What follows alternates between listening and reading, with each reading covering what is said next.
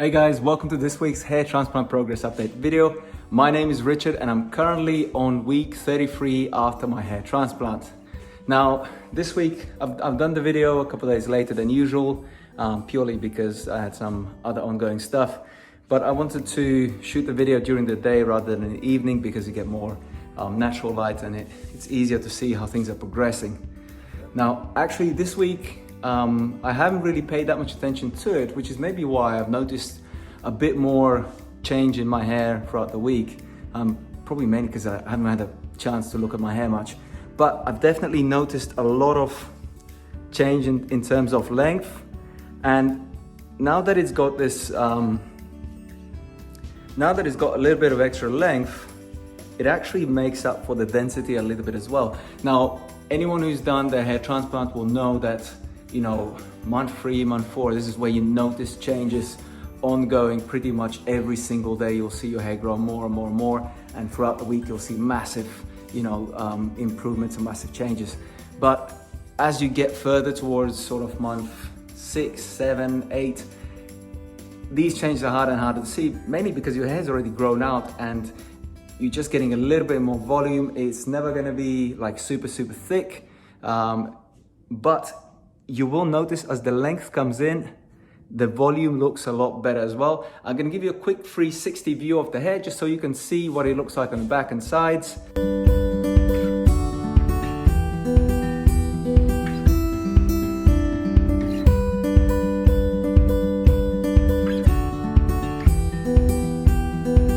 Now, I've talked about this before. I think I will be giving myself another quick haircut because the sides are growing out a little bit, and I think I will go over the top with sort of, whatever the longest attachment is, just to even it all out and make it all the same length.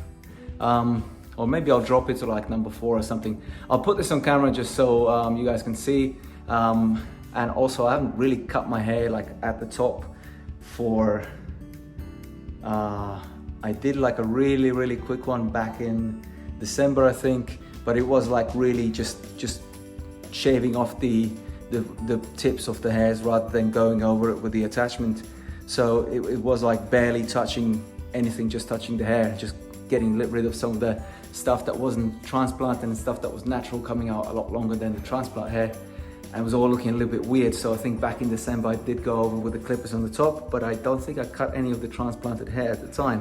Now I want to go over with the clippers and just get rid of some of that transplanted hair, because as you can see, it's all coming out a little bit fuzzy. It's like baby hair, right?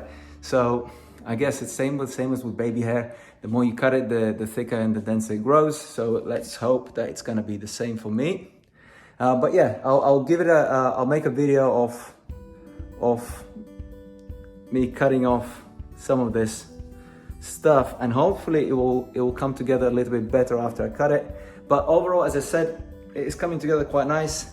The length is making up for the density, and I think as time goes closer towards the 12 months, 18 months, or whatever the full recovery is, it's one of these things where everyone always says, like, the doctors will say, oh, month 8, month 7 is where you're gonna see, the best results. And then you contact them month 8 and you're like, hey, it's still looking a little bit thin. They're like, oh, no, it's month 12. You gotta wait till month 12, that's your full recovery. And you contact them month 12 and you're like, it's okay, but could be better. And then they'll say, no, actually it's really 18 months, and then it's gonna be 24 months. And it's a rolling ball, it never stops, right? They'll always tell you, wait another 2 months, wait another 2 months.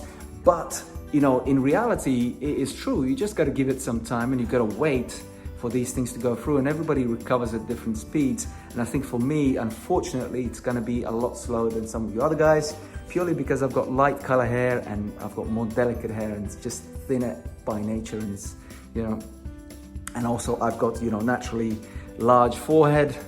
I never did have much hairs on my temples here, even when I was a kid. So a lot of people said you should get these fixed, get another transplant, get your temples done.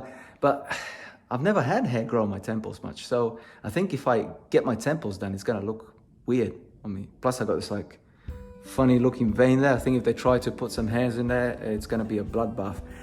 But I think that's pretty much it for this week. I hope you guys found this content useful. I hope you enjoyed my video, me babbling on about my hair. If you got anything to say, please use the comments. I'd love to hear from you. Thank you all for watching again. By the way, if you have not subscribed, please click on the subscribe button and enable bell notifications, and that way you won't miss out on the next video that I post.